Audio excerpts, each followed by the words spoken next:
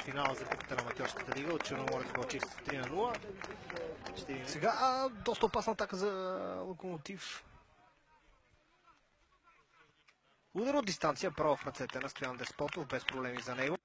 Добре разиграха тук футболиста на Локомотив БДЖ. Митев успя да се пребори за топката. Има извършено нарушение срещу него, точно така. Тук, според мен, номер 6 от състава на Локомотив БДЖ. Да, червен картон. Заради тази малоумна проява, бих я нарекал.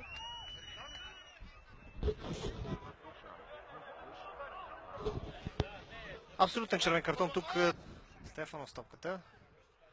Добър пас към Борислав Трендафилов. Финт, удар и 1-0 за ЦСКА 1948 в 19-та минута на първото по време. 1948 повежда в резултата с гол на Борислав Трендафилов в полуфиналния бараж.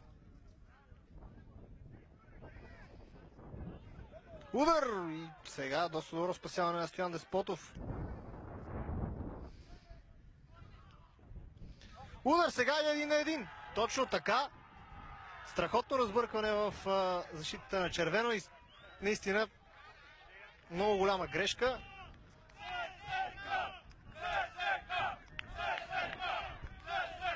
Един на един.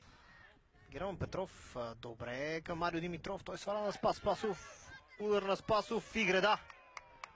След това добавката имаше и засада на Калуян Стефанов, но Спасов сгреда в 33-та минута. Митев с топката. Центриране в наказателно поле. И това е гол, да! Това е гол в тази 36-та минута. Христо Митев отбелязва. Центриране в наказателно поле. И това е гол, да! Това е гол в тази. Сега каква грешка на Димитър Иванов. И тук по всички правила на футбол, ако Димитър Иванов последен, това може и червен картон. Да, сега ще видим. Да, червен картон. Червен картон, Валентин Илиев е песен. Абсолютно излишно беше първо да го фаулира футболиста на Локомотив БДЖ. Марио Димитров. Сега Калуян Стефанов. Удар на Стефанов и 3-1.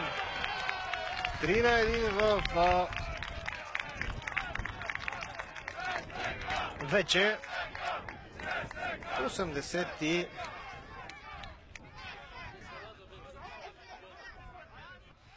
пробива Митев. Митев. Ето го подаването точно към Кънчев и 4-1. 4-1. В тази 84-та минута 4-1 Георги Кънчев е точен.